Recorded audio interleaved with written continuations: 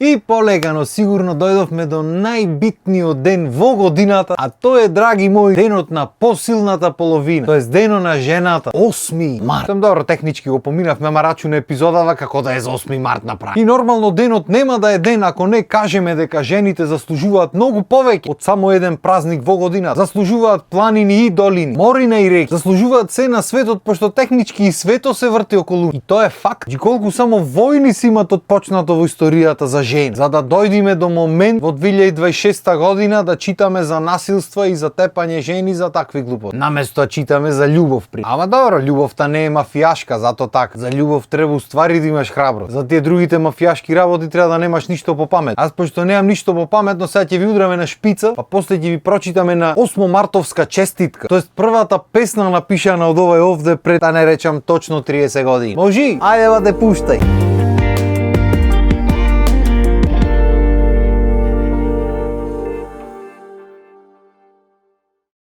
Ви реков ќе ви прочитам стихотворба, ама кузне и кај негде во некоја тетрадка оставена, ќе ви ја кажам колку ша памет. Значи текстот одеше вака: Мила моја драга, ти си најубав цвет. Мила моја драга, дури на целиот свет. И натаму како одеш не се сеќавам, ама битно многу ми беше јако, ти го имав напишано Мила моја драга, значи и мила и драга ти. Од ако напишеш само Мила моја, да не се збуни, да не му јасно дека ти е мила, и драга ќе си го додадеш. И мила ем драга. Освен ако се викала некоја драга и ми била многу мила, или па некоја мила што се викала што ми била многу драга, макар што ни таква познавав на 6-7 години, еба нема врска. Битно јас ја напишав, па се кој како сака нека се свати. И битно тоцкав малбев научен дека ова е најбитниот ден во годината. Значи тие се Божик, Великден и 8 март, се друго како било. И шала на страна, вистина треба да се празнува жената и треба да се празнува љубовта, пошто без љубов и без убајна во животот ништо не правиме. Са реално гледано треба и татковци да се празнуваат, пошто и без нив ништо не правиме. Арама, знаеш како? Кој те праша бе, татко си? Здраве си го носиш, ти сега имаш обврска. Нема ти шо да бидиш празнуван тука. Ти си имаш шо треба да правиш и ќе си тереш, ќе си правиш. Остав празнувањето на другите. Шо маш си ти таков да те празнува? Хај седи шо збор. Јако е шо на пример кој напреш некој ваков коментар на мајта, одма тука се вклучват феминистки, хардкор онака што се феминистки, што та не размислува шо рече ти дали е мајта, туку одма да се зошто се празнува. Свариче извини. Како да не таткото? Зошто таткото да се празнува? Шо има тој направено? Да нима роден? Да не го носеше 9 месеци тој дете? Ако не ве срам, шо прави тој? Готви, пери, шо прави низ дома? Шо да не нема права случајно? Па ти кажам право, џупе, со такво понашање веројатно и нема права, ама добро. И шала на страна, стварно има многу мажи што немаат збор дома, бе. Значи права никакви. И во светот многу често има мажи жртви на домашно насилство. Мислам, го има и кај нас често, само што маж си така, што ќе се побуниш, ќе кажеш на него и ќе се пукнат смеење. Ти во обратниот случај глупости пишат по коментари, кога некој маж се живува над женско, камоли обратно нешто напише.